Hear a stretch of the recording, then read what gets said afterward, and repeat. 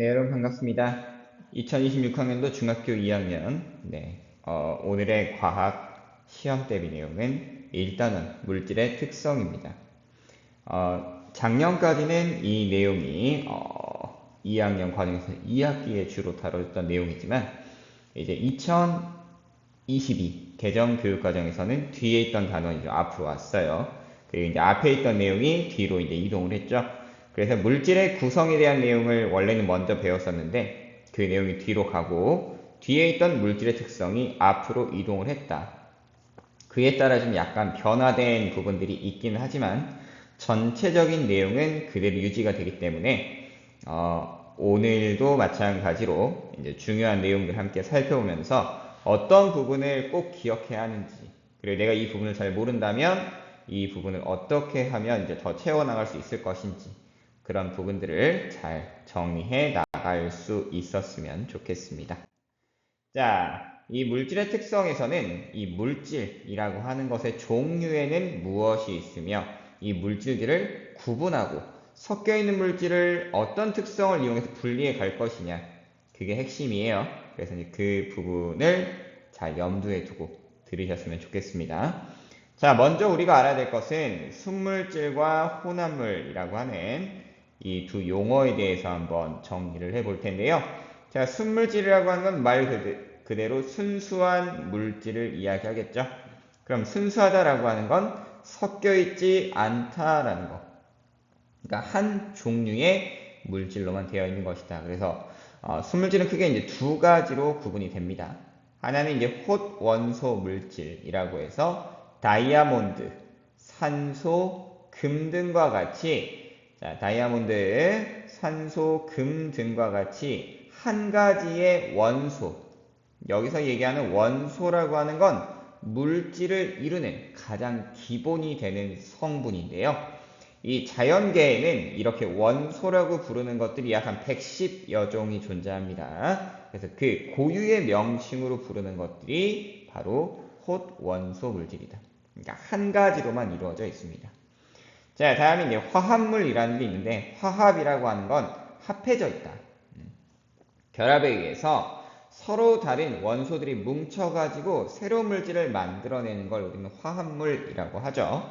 그래서 뭐 우리가 알고 있는 소금, 여기 있는 소금이라고 하는 거는 염소, 그러니까 염화, 그러니까 염소라는 입자와 나트륨이라는 입자가 서로 이제 결합을 해가지고 만들어지는 게 소금입니다. 그 이름이 이제 염화 나트륨이라고 부르고요. 혹은 이제 에탄올, 알코올의 한 종류죠. 이런 물질들과 같이 두 종류 이상의 원소가 서로 하나로 합해져 가지고 일정한 성분비를 이루고 있는 것, 우리는 그런 것들을 순물질이라고 한다. 그 순물질의 특징은 한 종류의 입자다. 그러니까 이 화합물 같은 경우도 뭉쳐가지고 하나의 입자를 만들고 있습니다.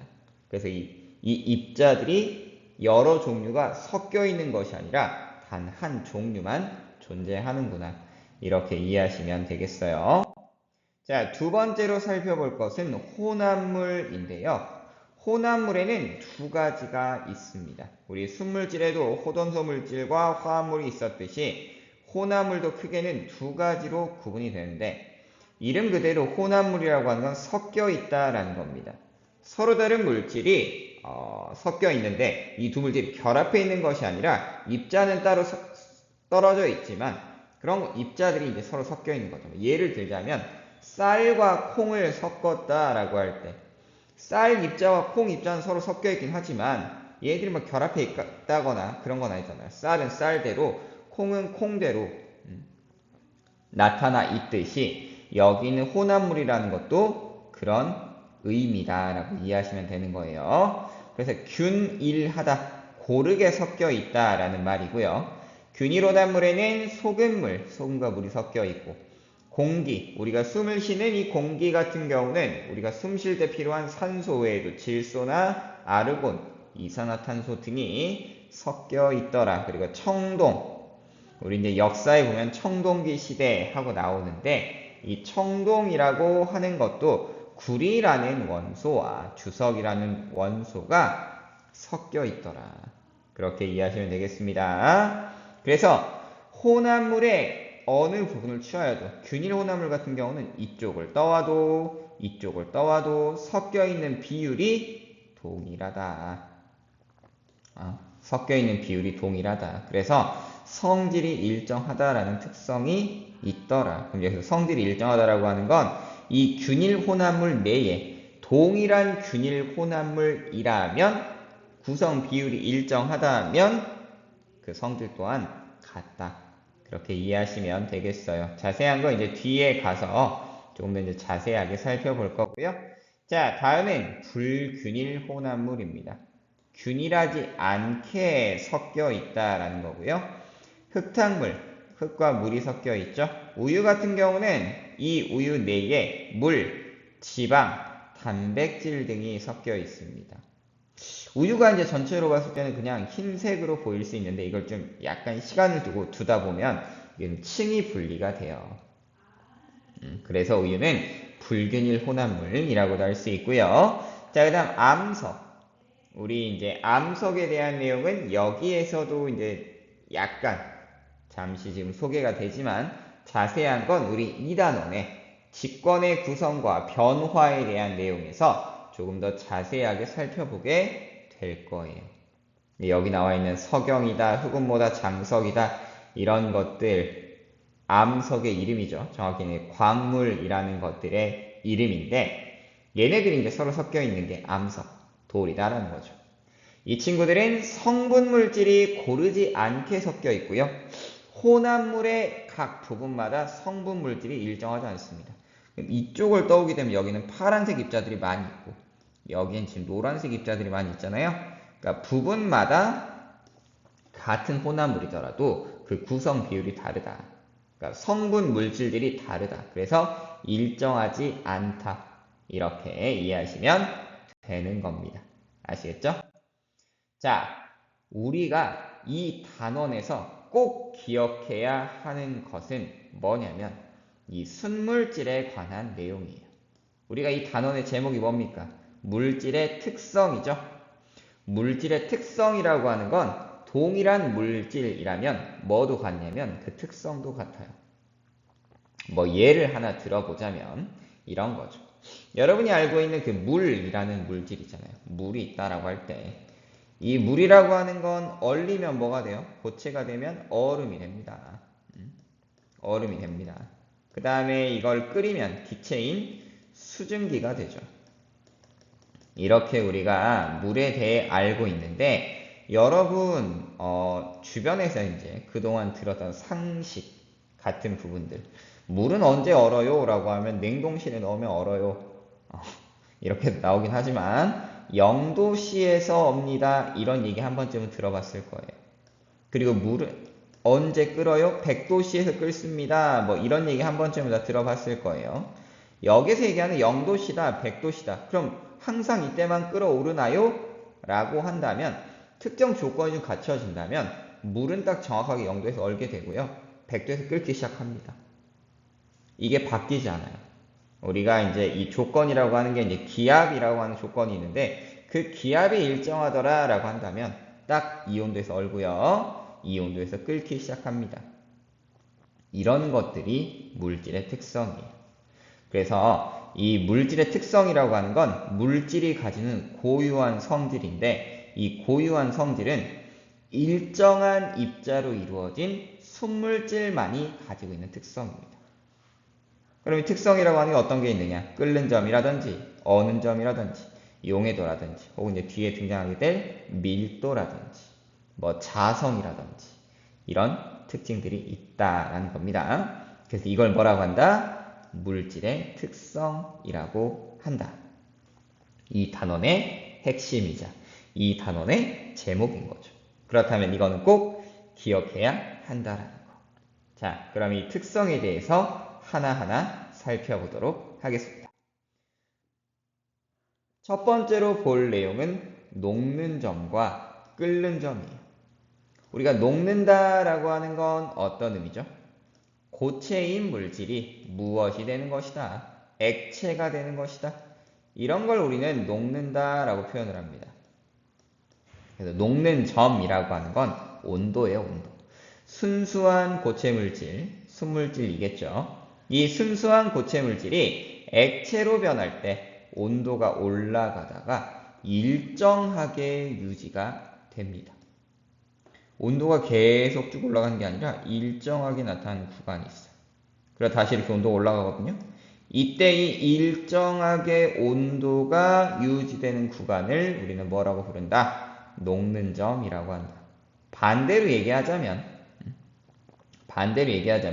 순수한 액체 물질이 뭐가 되는, 고체가 되는 그 온도. 그럼 여기는 지금 온도가 쭉 올라가다가 일정해졌다가 다시 올라간다면, 여기는 액체였던 물질이 온도가 내려오다가 일정했다가 다시 내려오는 이 온도를 뭐라고 한다? 어는 점이라고 한다. 그래서 녹는 점과 어는 점은 같은 의미라고 생각해 주셔도 되기는 해요. 같은 의미라고 생각해 주시면 되겠습니다. 자, 그럼 좀 자세히 보도록 하죠. 그럼 왜 일정하게 온도가 유지가 되냐? 왜 일정하냐? 녹는 점과 어는 점에서는 어떤 일이 일어나냐면 고체 상태와 액체 상태가 함께 존재해요. 이 구간을 우리는 상태 변화 구간이라고 불러요. 상태 변화. 자, 상태 변화라고 하면 고체, 액체, 기체의 각각의 상태가 변화하는 그때를 의미합니다. 근데 이 상태 변화가 일어날 때는 뭐가 필요하냐? 에너지가 필요해요. 에너지. 고체에서 액체로 갈 때는 이 에너지가 흡수가 되고요. 액체에서 고체가 될 때는 이 에너지가 어떻게 되느냐? 방출이 됩니다. 이 에너지를 흡수하고 방출하는 가운데에 주변의 온도가 그럼 어떻게 되겠어요? 온도가 계속 올라가야 되는데 열을 계속 가해요. 자, 열을 계속 가해서 고체가 액체가 되면 이 고체에서 액체로 갈 때 가해졌던 열을 흡수를 한단 말이에요. 그럼 온도가 더 이상 올라가요, 안 올라가요? 일정하게 유지가 되는 거죠. 언제까지 유지가 됩니까? 모두 액체로 바뀌기 전까지. 반대로 액체가 고체가 될 때는 이게 얼면서 주변으로 열을 방출을 합니다. 에너지를 방출을 하면서 주변 온도를 높여줘요. 온도가 계속 떨어지다가 온도를 높여주게 되면 일정해졌다가 다시 또 떨어지겠죠. 그래서 이 녹는 점이나 어는 점에서는 물질의 고체 상태와 액체 상태가 함께 존재하게 되며 이 구간을 상태 변화 구간이라고 하고 에너지의 출입이 있기 때문에 온도가 일정한 것이다 라는 걸 아시면 되겠습니다. 자, 그런데 이 같은 물질의 녹는 점과 어는 점은 서로 같대요. 우리 제목이 뭐라고요? 물질의 특성이라고요. 이게 특징입니다. 그래서 녹는 점과 어는 점은 물질을 구별할 수 있는 특징이 될 수 있더라. 그래서 보면 여기 지금 나프탈렌이라는 물질인데 이 나프탈렌 같은 경우는 온도가 쭉 올라가다 일정한 구간이 있고 다시 또 바뀌죠. 여기 파라다이클로로벤젠이라는 물질 역시 올라가다가 53도에서 일정해졌다가 다시 또 올라가잖아요. 이렇게 일정한 구간들이 나타나더라. 근데 이걸 섞은 혼합물 같은 경우는 일정한 구간이 있어요, 없어요? 이거 일정한 거 아니에요 할 수 있지만 약간씩 올라가고 일정한 게 아니라 미세하게 좀 올라오고 있는 걸 확인할 수가 있습니다. 어는 점도 증류수, 순수한 물이거든요. 일정하게 나타나는 구간이 있죠. 그러다 떨어지지만 소금과 물의 혼합물은 온도가 계속 조금씩 내려가고 있는 걸 볼 수가 있습니다. 그래서 이런 걸 뭐라고 한다? 물질의 특성. 그 중에서도 우리는 첫 번째 녹는 점 혹은 어는 점에 대해서 알아보았고요. 자, 그 다음엔 끓는 점입니다. 끓는다라고 하는 표현은 순수한 액체 물질이 기체로 변할 때 온도가 올라가다가 일정하게 유지되는 그 온도를 끓는 점이라고 해요. 녹는 점과 어는 점, 이 온도들과 마찬가지로 이 끓는 점에서는 온도가 일정하게 유지되는 구간이 나타난다. 그럼 왜 일정하게 나타나느냐? 물질의 액체 상태와 기체 상태가 함께 존재하며 이때 뭐가 있다? 열 에너지의 출입이 있다. 에너지를 흡수하거나 방출하는 그 상황이 있기 때문에 이 증류수처럼 쭉 올라가다가 일정한 구간이 있더라. 근데 모두 액체가 다, 물이 다 끓어오르게 되면, 수증기만 남게 되면 다시 또 온도가 올라가겠죠. 근데 여기 보면 20%의 소금물 같은 경우는 일정하게 올라가면서 안 멈추고 계속 올라가고 있죠. 물이 안 끓는 게 아니에요. 이때 물이 끓어오르면서 온도도 함께 증가한다. 그럼 왜 계속 증가해요? 라고 할 수 있잖아요. 물 안에 뭐가 섞여 있어요? 소금이 섞여 있으니까 소금이 계속 끓어오르는 걸 방해를 합니다. 근데 물이 끓어오르면 점점 소금물이 진해지죠. 그래서 점점 더 높은 온도까지 올라가게 된다. 이런 내용도 알고 계시면 좋겠습니다. 자, 끓는 점에 대해서 조금 더 알아보자면 끓는 점 역시 물질마다 달라요. 그래서 물질을 구별하는 특징이 될 수 있고요. 물질의 양이 많을 경우 그러면 끓는 점이 높아지나요? 할 수 있지만 끓는 점에 도달하는 시간이 오래 걸릴 뿐 물질의 양과 관계없이 끓는 점은 일정하다. 우리가 냄비에다가 라면물 1개 올려놓고 끓일 때랑 소단에다가 50인분 끓이는 거랑 누가 더 빨리 끓겠어? 얘가 빨리 끓겠죠. 근데 끓는 온도는 둘 다 얼마로? 0도, 아니 100기압일 때 100도씨로 일정하다라는 겁니다. 아시겠죠? 근데 끓는 점은 이게 있어. 같은 물질이라도 주변의 압력이 변하면 끓는 점이 또 달라져요. 압력은 누르는 힘이거든요. 또 설명을 하겠지만 누르는 힘이야. 밖으로 못 나오게 막아줘요. 근데 이게 압력이 작아지면, 압력이 낮아지면 그럼 더 잘 끓어오르겠지. 그래서 압력이 낮은 경우에는 끓는 점이 조금 더 낮아질 수는 있습니다. 그래서 압력이 높아지면 끓는 점이 높아지고 압력이 낮아지면 끓는 점이 낮아진다. 그래서 우리 이 땅 위에서 물 끓이는 거랑 저기 산 꼭대기에 올라가서 물 끓이는 거랑 끓는 점은 약간 달라질 수 있지만 이건 무엇 때문에? 이 압력, 주변의 압력 때문에 이런 일이 생기더라. 그래서 뭐 이렇게 압력밥솥 같은 경우는 내부의 압력을 높여줘가지고 끓는 점을 높여서 안에 있는 밥이 더 잘 익을 수 있도록 이렇게 해주는 경우도 있죠. 이거는 이제 압력을 이용해서 끓는 점을 높여주는 방법, 일상생활에서 활용할 수 있는 것들이다 라고 이해하시면 되겠어요. 자, 다음엔 물질의 특성 중에서 질량과 부피인데요. 이거 자체는 특성은 아니야. 질량이나 부피는 뭐와 관계가 있어요? 물질의 양과 관계가 있습니다. 물질의 양이 많아지면 질량도 커질 수밖에 없고요. 부피도 커질 수밖에 없습니다. 이런 걸 세기성질이라고 불러요. 그럼 질량과 부피는 특성이 아닌데 왜 배워요? 이 질량과 부피를 이용해서 우리가 얻고자 하는 게 있어요. 얻고자 하는 게 있습니다. 그래서 먼저 질량과 부피를 측정하는 방법에 대해서 먼저 살펴봅니다. 자, 전자저울을 이용한 질량 측정 방법인데요. 자, 저울 위에다가 물체를 올려두면 그 물질의 고유한 값인 질량을 측정을 할 수가 있습니다. 먼저 고체 같은 경우는 평평한 곳에 전자저울을 놓고요. 0점을 맞춰주죠. 그리고 나서 저울 위에 물체를 놓고 질량을 측정합니다. 액체 같은 경우는 이 액체가 가진 모양이 따로 없죠. 그래서 적당한 용량의 눈금 실린더를 전자저울 위에 먼저 올려놔요. 그리고 올려놓은 상태로 0점을 맞춰줍니다. 그러니까 빈 용기를 올린 후에 0점을 맞춰주고 그 다음에 이제 이 실린더, 용기에다가 액체를 부어서 질량을 측정하면 순수하게 액체의 질량만을 측정할 수가 있더라. 액체는 정해진 모양이 없죠. 용기에 따라서 모양이 달라지기 때문에 그릇의 모양을 따라가잖아요. 그래서 공중에 띄워놓고 잴 수는 없으니까 용기에 담아야 하고 그래서 그 용기의 질량 값을 빼줘야 한다. 이 부분을 체크해 줘야 되는 게 포인트입니다. 자, 다음에 이제 부피를 측정하는 방법인데요. 액체는 어떻게 하면 돼? 눈금 실린더 안에 액체 넣어주면 거기서 바로 읽을 수 있죠. 액체가 도달한 그 높이까지 중앙값을 읽어주는 거죠. 벽면에 붙어있는 값이 아니라. 그래서 눈금 실린더를 이용해서 부피를 측정해주고, 고체 같은 경우는 눈금 실린더에 일단 물을 먼저 넣어요. 그리고 그 안에 들어있는 물의 부피를 측정한 다음 이걸 고체를 그 안에 집어넣습니다. 이게 한 번에 넣으면 좀 힘들고 핀셋 같은 걸 잡았다가는 핀셋에 부피 또한 포함이 되기 때문에 가는 실 같은 거에 묶어가지고 물에 잠기게 합니다. 그리고 나서 전체 부피를 측정을 해주죠.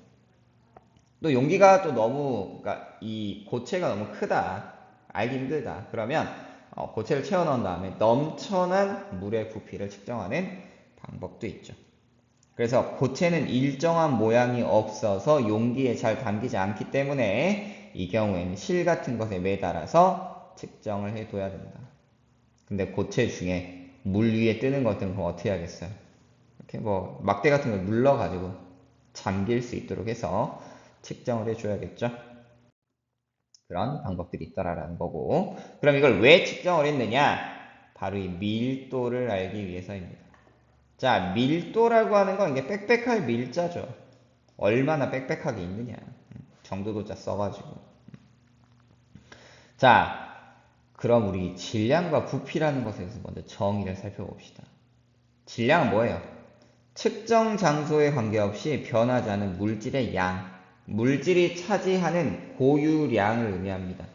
이것과 좀 비슷한 개념으로 뭐가 있어요? 무게가 있죠. 근데 무게와 질량의 차이는 뭐예요? 질량은 물체가 가지는 고유한 값을 의미하기 때문에 어느 장소에서 측정하든 변하지 않는다. 하지만 무게는 중력의 영향을 받아서 재는 곳마다 차이가 있다라고 했어요. 그래서 지구에서 재는 무게랑 달에서 재는 무게랑, 지구가 6배 더 무겁게 나온다, 이런 걸 아마 중학교 1학년 때 배웠을 거예요. 그래서 이 질량을 측정할 때는 주로 이제 위접시 저울을 이용해 측정을 할 수가 있고요. 단위는 보통 밀리그램이나 그램이나 킬로그램 등을 활용해 주죠. 자, 부피라고 하는 것은 눈에 보이지 않거나 보이는 물질이 차지하는 공간에 대한 내용입니다. 그러니까 질량은 얼마나 무겁냐, 부피는 얼마나 많은 공간을 차지하고 있느냐 라는 의미고요. 주로 눈금 실린더나 비커 등을 이용해 측정할 수 있습니다. 액체가 가장 측정하기에 좋죠. 단위는 보통 밀리리터나 리터 등을 써주는데 가끔 이제 뭐도 쓸 수 있어요. 세제곱 센티미터나 세제곱 미터도 우리는 동일하게 활용을 할 수가 있습니다. 그래서 1ml라고 하는 게 뭐와 같아요? 1세제곱 센티미터와 동일하죠. 아, 같은 값이구나.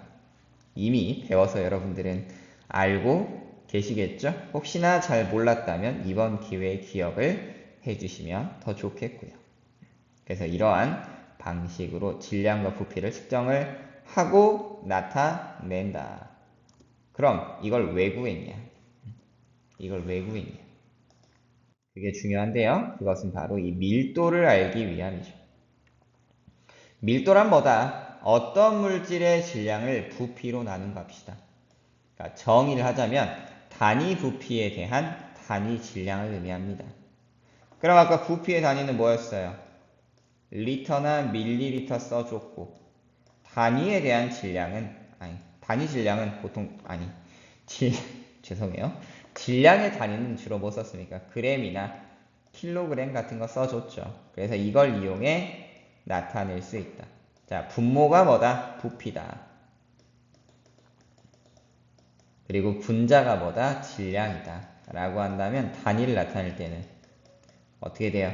이 퍼를 기준으로 뭐 그램 퍼 밀리리터, 분자의 질량 단위, 분모의 부피 단위, 이런 식으로, 혹은 킬로그램 퍼 리터나 킬로그램 퍼 세제곱 센티미터, 뭐 이런 등등의 단위를 써줄 수 있다라는 거. 그래서 밀도는 어떻게 구한다? 부피분의 질량으로 구한다. 단위는 세제곱미터, 킬로그램 퍼 세제곱미터나 그램 퍼 세제곱 센티미터 등을 활용한다. 자, 부피나 질량은 물질의 양에 따라 달라질 수가 있어요. 그래서 세기성질이라고 했잖아요. 그런데 이 밀도라고 하는 거는 동일한 물질일 경우 고유한 값을 가집니다.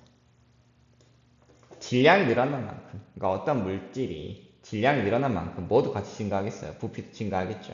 그래서 동시에 커지기 때문에 이걸 나눠주면 동일한 값이 나오더라고요. 그래서 물질마다 고유한 값을 가지기 때문에 물질의 특성이 될 수 있고요. 온도가 높아지면 이 물질을 이루는 입자들 사이의 거리가 좀 늘어나거든요. 그럼 어떻게 되냐면 부피가 증가해요. 근데 질량은 변할까요? 질량은 그대로 유지가 됩니다. 자, 부피는 커지는데 질량은 그대로 동일하다면 이 경우에는 밀도가 어떻게 되겠어요? 줄어들겠죠. 온도가 높아지면 부피가 증가해서 밀도가 줄어든다. 근데 이 온도라고 하는 조건은 고체나 액체는 영향을 받긴 받아요. 또 어떤 영향을 받냐면 압력의 영향을 또 받기도 합니다. 근데 고체 액체는 그 영향이 거의 없어요. 온도의 영향도 기체에 비해선 적은 편이에요. 온도에 비해서는 적은 편이에요. 근데 이 기체라고 하는 것은 압력이 커지면 부피가 줄어들어요. 압력이 커지면 부피가 줄어듭니다. 그럼 반대로 이제 어떻게 되겠어요? 밀도가 커지겠죠. 분모가 줄어드니까요. 그래서 기체 같은 경우는 온도와 압력의 영향을 굉장히 많이 받아요. 그래서 아까 기체 밀도는 반드시 뭘 해줘야 되냐면 온도와 압력 표시를 반드시 함께 해주셔야 됩니다. 온도는 몇 도 정도이고 압력은 몇 기압 정도인지를 반드시 체크해 줘야 된다. 이거 되게 중요한 부분입니다. 꼭 기억해 주세요. 자, 다음으로 넘어가서 용해도에 대해 알아볼 텐데요. 우리가 알아야 할 물질의 특성이 총 5가지가 있거든요. 이 단원에서. 그 중에 우리 벌써 이제 녹는 점, 다시 말해 어는 점, 그 다음 끓는 점 함께 배워보았고요. 그 다음에 또 지금 뭐 배우고 있어요? 녹는 점, 어는 점, 그리고 끓는 점, 그 다음에 방금 전에 밀도 살펴봤고, 그리고 마지막 이제 용해도 5가지를 배우니까 그럼 이제 마지막이구나. 곧 끝나겠구나. 그런 건 아니고 이제 직접 분리해 볼 거예요. 자, 먼저 용어 정리부터 할 건데 용해. 이 용자가 뭐야? 녹는다라는 의미야. 녹는다. 그래서 용해, 용액, 농도 등의 용어는 반드시 기억해 주셔야 됩니다.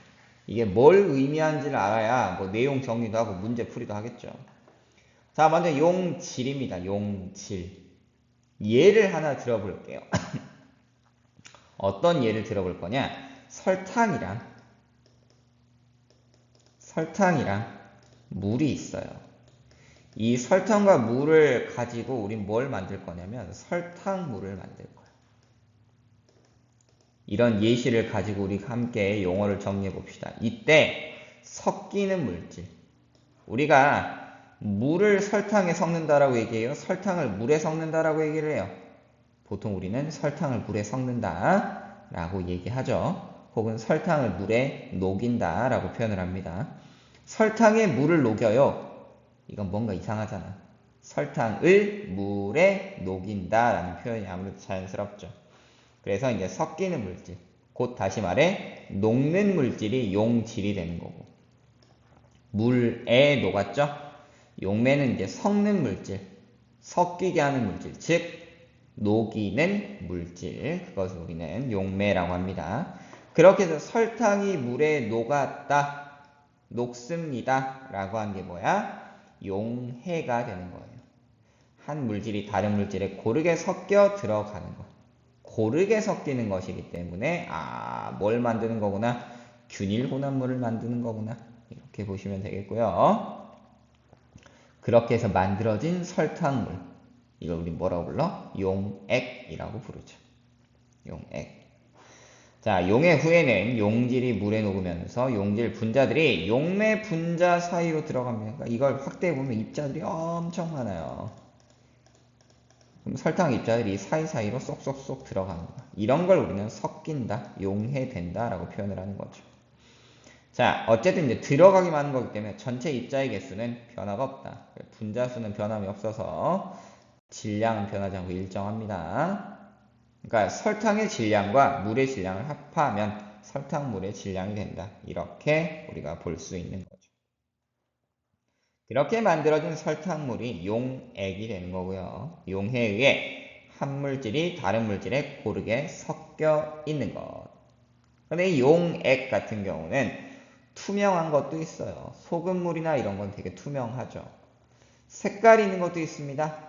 뭐 주스 같은 경우는 이렇게 색깔이 좀 나타나기도 하고, 설탕물 같은 경우도 얘가 흰 설탕이 아니라 갈색 설탕이나 황설탕, 흑설탕 이런 거 쓰면 색이 좀 진하게 나타나잖아요. 색깔이 나타나는 것도 있더라. 아, 그럼 이거는 색소도 같이 녹았구나. 이렇게 생각을 해주시면 되고요.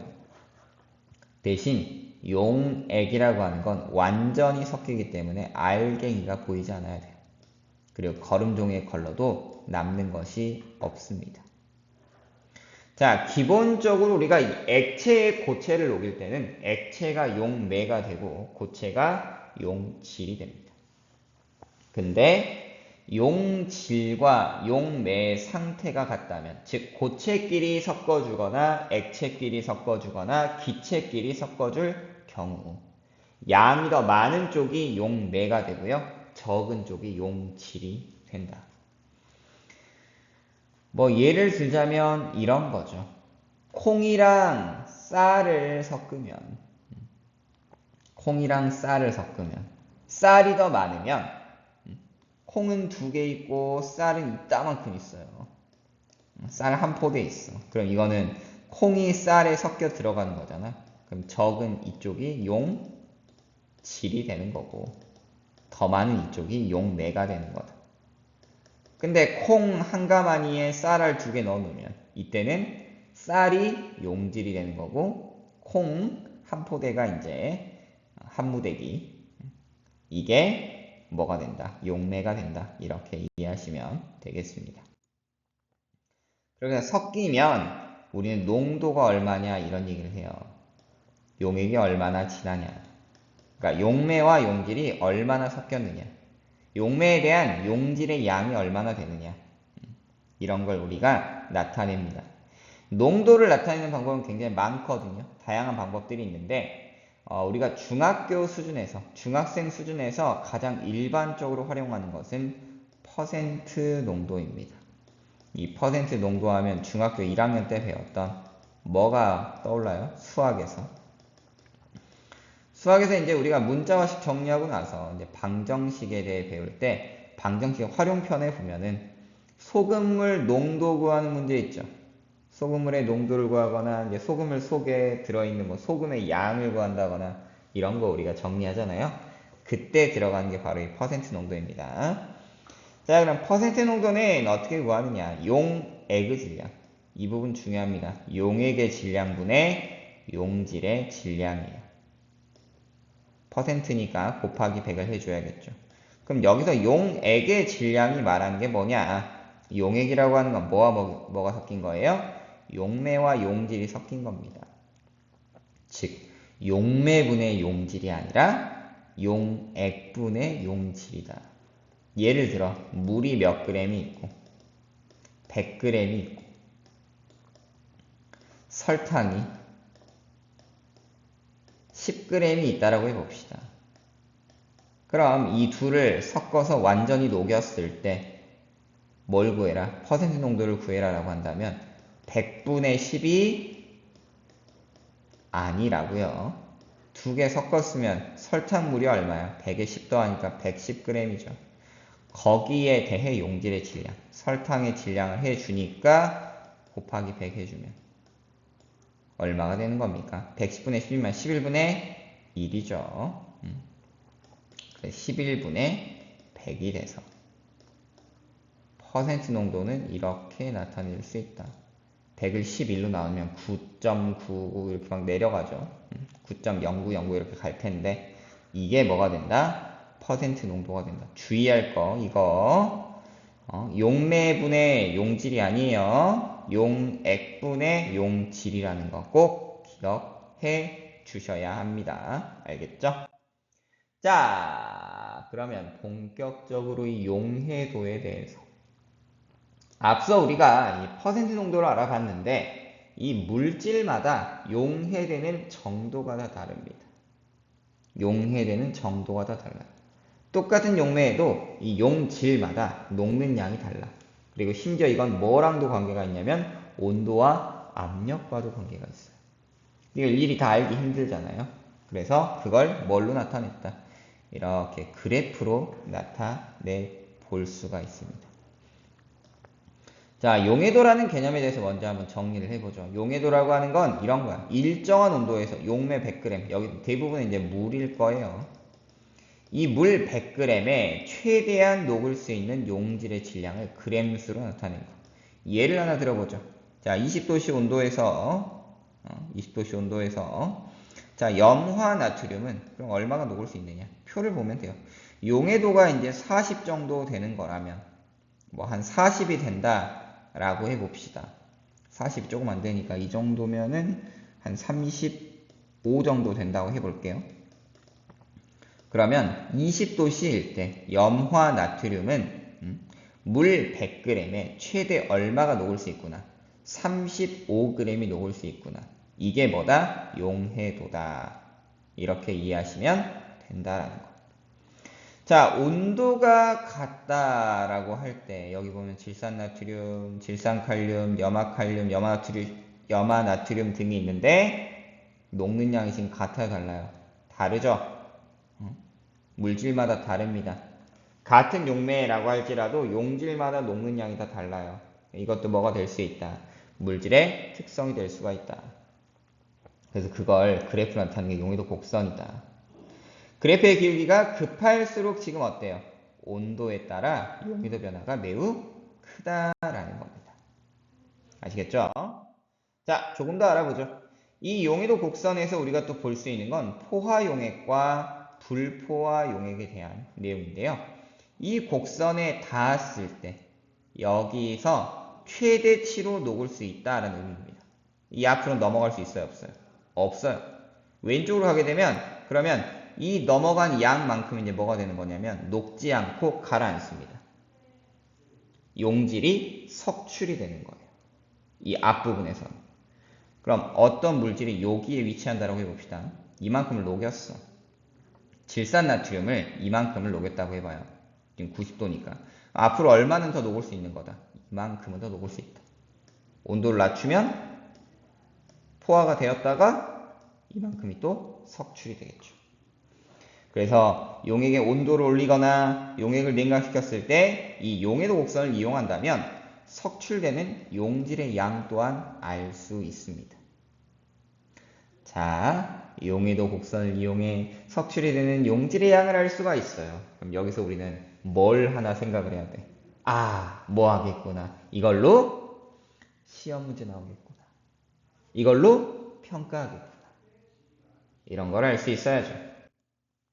자, 다음으로 가서 용해도 조금 더 알아보겠습니다. 방금은 이제 고체에 대한 내용을 살펴봤고요. 이번엔 기체에 대해서 알아볼 텐데 기체 역시 온도나 압력에 따라서 용해도가 달라집니다.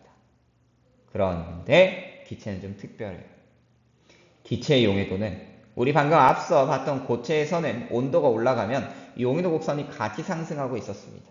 그런데 기체는 온도가 낮아야 압력이 높아야 용해도가 증가해요. 기체의 용해도는 온도에 반비례합니다. 압력은 비례해요. 그럼 왜 온도에 반비례할까? 온도를 올리잖아요? 그럼 이 기체 분자들이 이 물 분자 안에 있고 싶어 하지 않습니다. 에너지를 굉장히 많이 얻어요. 기체들은 자유도가 높습니다. 그래서 녹아있기보다는 밖으로 탈출하는 것을 선택을 해요. 그래서 기체는 온도에 반비례한다. 특히나 기체는 온도에 따른 변화가 크다라고 했어요. 온도와 압력에 따라 용해도 또한 굉장히 많이 달라집니다. 그래서 기체는 또 여기도 마찬가지로 온도와 압력을 함께 표시해야 한다라는 거 기억해 주세요. 알겠죠? 기체는 특별해요.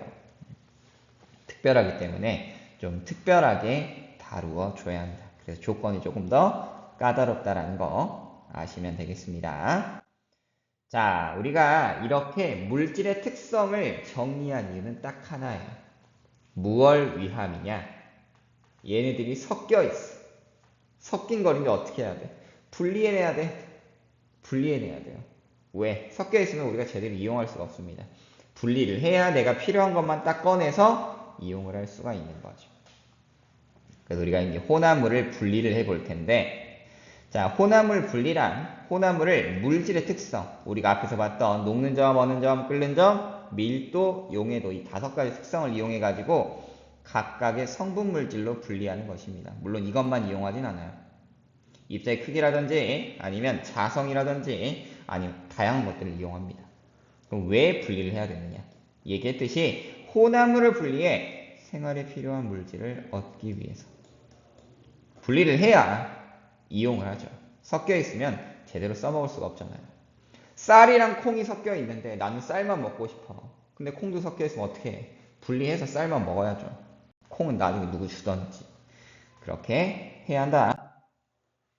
자, 그래서 혼합물을 분리하는 방법. 뭘 이용해서? 물질의 특성을 이용해서. 그럼 첫 번째 특징인 밀도의 차이를 이용해 한번 분리를 해보겠습니다.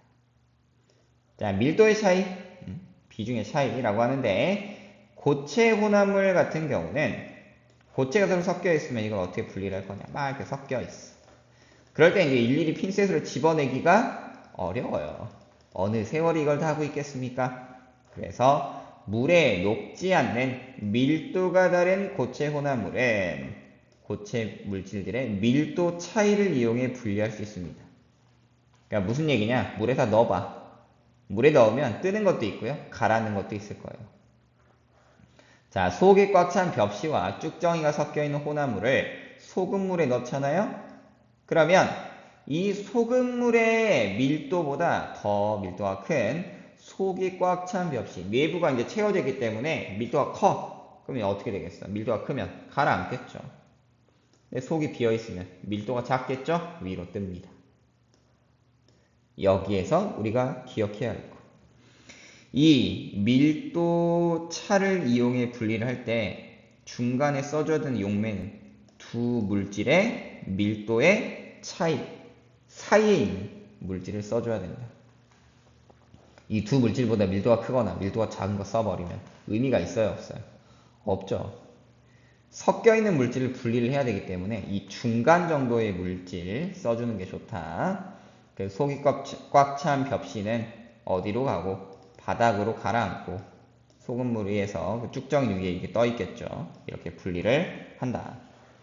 그래서 밀도의 차이를 이용해 분리할 수 있는 고체 혼합물은 이런 것들이 있어요. 일단 물에 안 녹아야겠죠. 용매에 녹지 않아야 된다. 그래서 사금을 분리하거나 컨베이어 벨트를 이용해 또 분리하는 방법. 이거는 이제 용매를 이용한 건 아니고 컨베이어 벨트 위에서 이제 밀도가 큰 건 밑으로 떨어지고 밀도가 작은 건 옆으로 넘어가고 이렇게 분리를 하는 방식입니다. 사금 분리 같은 경우는 밀도가 큰 금은 이게 흐르는 물에 이렇게 흔들어주면은 흙은 이렇게 다 흘러가 버리고요.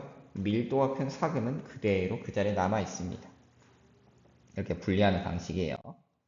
자, 그 다음 액체 혼합물 같은 경우는 어떻게 분리할 거냐? 만약에 서로 섞이지 않는다. 밀도가 다르다.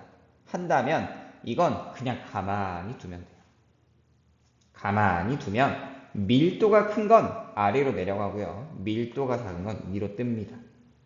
그러니까 우리가 물과 기름이 섞였을 때 기름은 위로 뜨죠. 물은 밑으로 가라앉죠. 이렇게 분리할 수 있는 방법이고요. 그럼 이제 도구를 사용해서 분리해야 되는데 액체 양이 많다. 많이 섞여 있다. 그런 경우는 분별 깔때기라는 걸 이용을 해서 분별 깔때기라는 이용해서 콕이 달려 있죠. 그래서 아래 물질만 다 따라내고 이제 위에 물질만 남으면 잠궈주고 이렇게 하거나 양이 적을 때는 위에 떠 있는 물질만 분리하기 위해서 스포이트를 이용해 분리를 할 수가 있습니다. 자, 밀도차를 이용해서 분리할 수 있는 액체 혼합물은 다음과 같은 것들이 있어요. 물과 식용유 같은 경우 물이 밀도가 커요. 그래서 아래층에는 물이 가고요. 밀도가 작은 식용유는 위층으로 올라갑니다. 액체 혼합물, 물과 에테르 같은 경우 아래층에는 밀도가 큰 물이, 위층에는 밀도가 작은 에테르가 분리가 되고요. 물과 사염화탄소 같은 경우 서로 섞이지 않는데 이때는 사염화탄소가 훨씬 밀도가 커요. 얘가 아래로 가고 위층에는 물이 남아있더라. 여기서 중요한 건 섞이면 된다, 안 된다? 안 된다. 자, 다음엔 혼합물의 끓는 점의 차이를 이용해서 분리하는 방법인데요. 자, 이 방법의 경우 우리가 바로 앞에서 이제 뭘 봤어요? 서로 섞이는 액체 물질의 분리 과정, 아니 서로 섞이지 않는 두 물질의 분리 과정. 그래서 이거는 뭘로 분리한다? 밀도를 가지고 분리한다. 여기는 이제 서로 섞입니다. 서로 섞였을 때 그러면 어떻게 분리를 할 거냐? 여기서는 증류라고 하는 분리 방법을 활용해 줍니다. 용액을 가열해 나오는 기체를 다시 냉각시켜 순수한 액체를 얻는 방법이고요. 자, 예를 들자면 이런 거예요. 자, 알콜, 그러니까 에탄올, 알콜 중에 하나인 에탄올과 물이 서로 섞여 있을 때,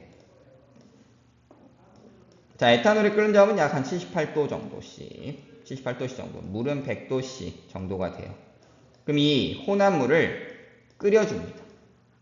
끓이게 되면 어떻게 되겠어요? 가열을 하게 되면 끓는 점이 낮은 에탄올부터 이렇게 기체가 돼서 빠져나오고, 이 빠져나온 기체를 모아서 이제 다시 어떻게 시킵니까? 냉각을 시켜주는 방법이죠. 그러면 에탄올이 먼저 끓어 나오기 때문에 냉각시키면 여기는 순수한 에탄올, 여기는 뭐만 남겠어요? 물만 남겠죠.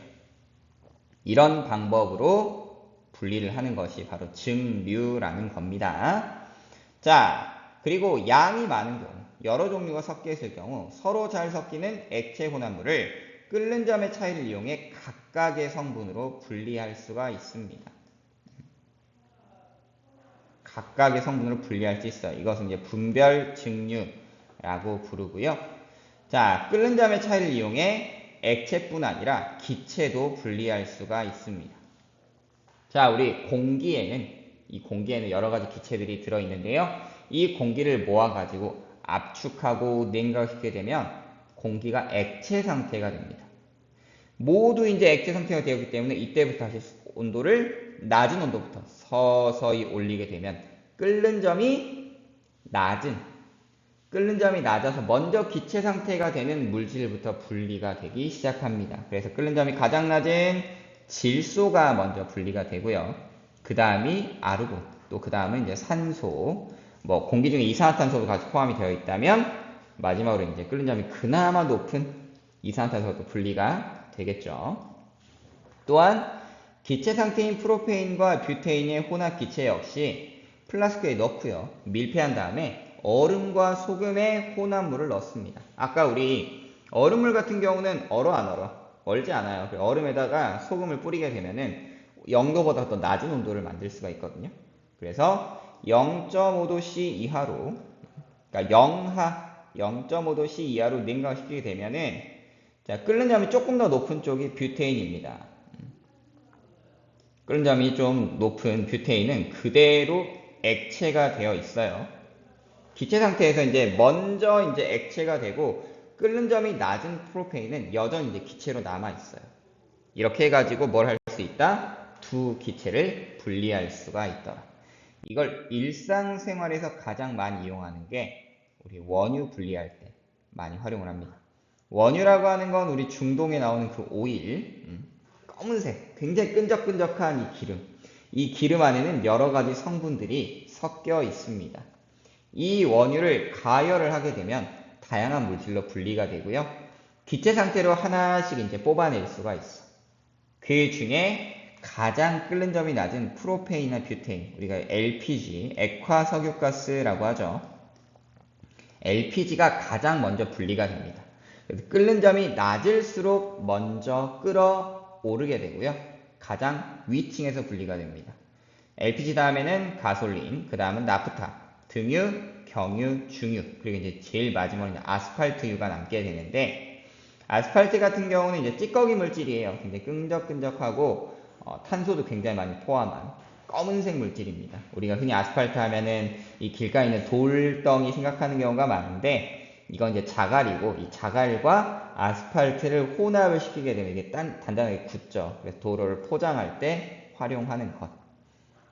그래서 끓는 점이 높은 물질은 증류탑의 아래쪽에서 가장 마지막에 분리가 되고, 끓는 점이 낮은 물질은 증류탑의 위쪽에서 액화되어 분리가 됩니다. 그러니까 기체로 만든 다음에 다시 액화를 시키는 거죠. 그래서 꼭 순서랑 활용도 같은 경우는 함께 기억을 해주시면 좋겠어요. 자, 다음으로 이제 살펴볼 거는 용해도의 차이를 이용해 분리를 하는 방법인데요. 자, 용해도라고 하는 건 서로 섞여 있는데 이거를 아까 이제 우리가 밀도의 차이를 이용해 분리할 때는 이 용매에 둘 다 녹아 안 녹아? 녹지 않아요. 근데 섞여 있는 고체 물질이 뭔가 하나라도 이 용매에 잘 녹을 경우 그 경우에는 이 용해도의 차이를 이용해 분리를 할 수가 있습니다. 자, 소금과 모래가 섞여 있다라고 할 때 이건 입자가 너무 작아서 핀셋으로 고른다든지 이렇게 할 수가 없잖아요. 그런 경우에는 물에 녹여라. 물에 녹이게 되면 어떤 일이 생겨요? 모래는 물에 대한 용해도가 0이죠. 거의 녹지 않아요. 그래서 거름 종이를 통과할 수가 없습니다. 하지만 소금은 물에 매우 잘 녹죠. 용해도가 높습니다. 그래서 거름 종이를 통과할 수 있죠. 아까 우리 앞에서 용액의 특성을 볼 때 용액이라고 하는 건 거름 종이에 걸러진다, 안 걸러진다? 안 걸러진다.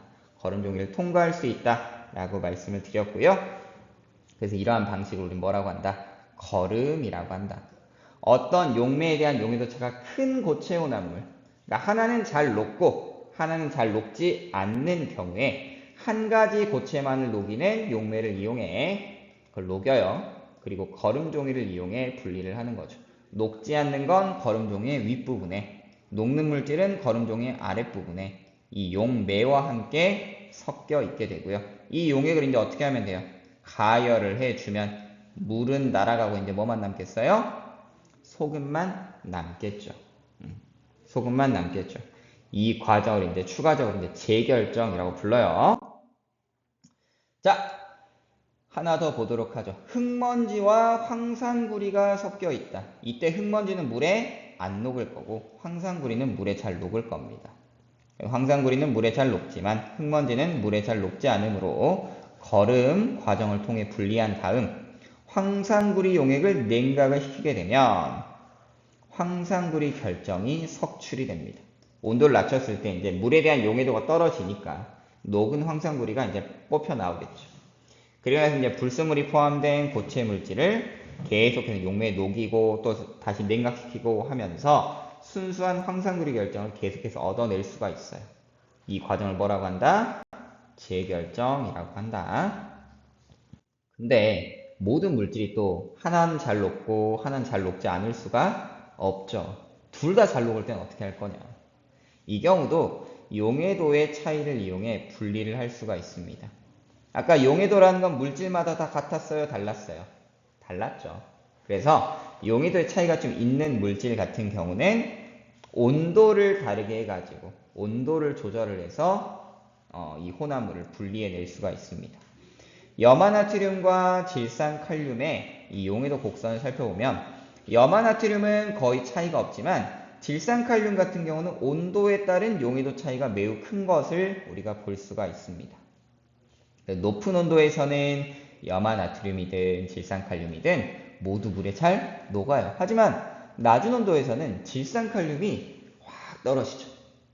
그럼 어떻게 되겠어? 질산칼륨이 많이 녹아있다고 온도가 쫙 떨어지고 그만큼이 석출이 된다. 그래서 분리를 할 수가 있다라는 거죠. 이렇게 용해도의 차이를 이용해 분리하는 방법. 높은 온도에서 녹인 다음 냉각을 시켜가지고 온도에 따라 용해도 차가 큰 고체 물질을 결정으로 석출하는 방법. 우린 그걸 뭐라고 한다? 분별 결정이라고 한다. 그럼 이거는 고체만 쓸 수 있느냐? 그건 아니고요. 뭐도 할 수 있어.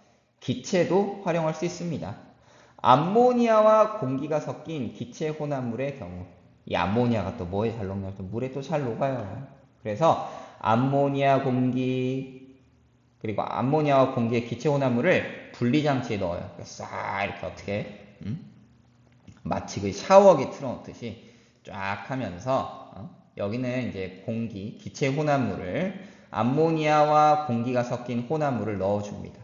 여기 이제 유리도막 같은 거를 넣어주는데 이게 이제 틈새 이동을 하면서 잘 녹을 수 있도록 그렇게 좀 해주는 역할이라고 보시면 되고요. 물이 떨어지면서 자, 암모니아는 물에 잘 녹기 때문에 아랫부분으로 암모니아 수용액이 나오게 되고 공기는 물에 잘 녹지 않아요. 그래서 여기 통로를 통과한다. 그래서 공기는 위쪽으로, 암모니아는 아래쪽으로 물과 함께 빠져나온다. 그럼 나중에 이제 암모니아 수용액의 경우 이제 어떻게 하면 되겠어요? 이것도 뭘 이용해서 냉각을 시키든 끓이든 해가지고 암모니아만 따로 분리해 내면 되겠죠. 이런 과정으로 용해도의 차이를 이용해 혼합물을 분리할 수 있더라라는 겁니다. 자, 마지막으로 이제 하나의 과정만 좀 더 볼 텐데요. 이거는 작년까지는 이제 교육과정 내에 포함이 되어 있다가 2022년 개정교육과정에서는 다 빠졌어요. 크로마토그래피라고 하는 건데, 교육과정 상에는 들어있진 않지만 그래도 이런 방법도 있구나라는 걸 소개해 드리기 위해서 추가를 좀 해보았습니다. 자, 크로마토그래피라는 방법이 있어요. 이거는 혼합물을 이루는 각 성분 물질이 용매에 녹은 다음 그 용매와 함께 이동하는 속도차를 이용해 혼합물을 분리하는 방법입니다. 이건 용해도 차이가 크지 않아요. 다 잘 녹아. 다 잘 녹을 때 이 용매를 따라서 이동하는 그 이동 속도의 차이를 이용해 분리하는 방법입니다. 보통 잉크나 꽃잎의 색소 분리를 하거나 혈액이나 소변의 성분 분석, 우리가 흔히 운동선수들의 도핑 테스트라고 하는 거, 혹은 이제 아미노산이나 지방을 검출하는 요검사지 이런 것에 활용을 하고요. 그 외에도 이제 식품에 잔류하고 있는 농약이나 중금속을 검사할 때 금속 이온의 분리 이런 다양한 것들에 활용을 하고 있습니다. 이 크로마토그래피는 어떤 그런 원리가 적용이 되느냐? 자, 혼합물의 성분들 용매에 녹여요. 여기 이 선을 보면은 이 선 위에 이제 용매를 묻히거든요. 용지를 묻혀요. 다시 용액을 묻혀요. 용액을 묻혀가지고 여기를 이제 용매를 따라 이제 이 성분들이 이동을 합니다. 용매가 밀려가는 속도가 다 다른데 보면 이제 성분별로 그 이동 속도의 차이 때문에 갈라집니다. 그래서 이렇게 띠가 만들어져요. 지금 층이 몇 개가 됐어요? 주황색 층 하나, 초록색 층 하나. 그러면 최소한 두 가지의 혼합물이 섞여 있었구나 라는 걸 우리가 알 수가 있고요. 자, 이 크로마토그래피의 특징은 뭐냐? 이건 이제 조금만 기억을 해주시면 더 좋을 것 같습니다. 이 크로마토그래피 같은 경우는 적은 양의 혼합물도 굉장히 간단하게 분리를 해낼 수가 있어요. 적은 양의 시료를 이용해서 이렇게 층을 딱 분리할 수 있는데 한 번에 또 너무 많은 양의 혼합물을 분리하기는 또 어렵습니다. 적은 양의 시료만 있을 때 활용하기에 좋고요. 성분 물질의 성질이 비슷한 혼합물, 즉 아까 얘기했던 용해도 차이가 크지 않거나 하는 경우에도 쉽게 분리할 수가 있다라는 장점이 있고요. 여러 가지가 복잡하게 섞여 있더라도 그거를 손쉽게 분리해낼 수 있습니다. 또한 실험 방법이 매우 간단하고요. 분리하는 데 걸리는 시간도 짧아. 그래서 간이 테스트 형식으로 빠르게 결과를 알아볼 수 있다라는 게 이 크로마토그래피의 장점이다. 그 정도만 좀 이해해 주시면 좋을 것 같습니다. 그렇게 기억을 해 주시고요. 다시 한번 얘기하지만 크로마토그래피는 교육과정에는 없는 내용이에요. 대신 이제 이런 방법도 있다라는 걸 알려드리기 위해 간단히 좀 소개를 해 보았고요. 이렇게 해서 우리는 1단원 물질의 특성에 대한 내용을 함께 살펴보았습니다. 이 단원의 핵심은 뭐냐? 물질의 특성이란 무엇인가? 물질을 이루는, 대표하는 고유한 성질을 우린 특성이라고 하고 어떤 것들이 있었다? 끓는 점, 녹는 점, 어는 점, 밀도, 용해도 등이 있었고 이걸 그냥 안다고 끝이 아니라 이걸 이용해 뭘 해야 된다? 혼합물을 분리해야 된다. 그래서 밀도의 차이, 용해도의 차이, 끓는 점의 차이, 녹는 점이나 어는 점 이런 차이 등을 이용해서 어떤 방식으로 혼합물을 분리해 낼 것이냐, 어떤 혼합물이 있다면 이걸 어떻게 분리해 내야 할 것이냐, 그것을 방향을 결정을 하고 또 혼합물을 분리했다면 어떤 방법으로 이걸 분리해냈는지 그거를 찾아주는 게 핵심입니다. 그리고 순물질이란 무엇인지, 혼합물이란 무엇인지 이런 정의에 대해서도 반드시 기억을 해주시면 좋겠어요. 아무쪼록 이러한 정리를 통해서 여러분이 이 단어에 대한 이해가 잘 되셨기를 바라며 오늘의 내용은 이것으로 마치도록 하겠고요. 네, 또 그 다음 시간에는 문제풀이로 돌아올 수 있도록 하겠습니다. 네, 수고하셨고요. 우리는 그러면 다음 시간에 보도록 해요. 여러분 안녕.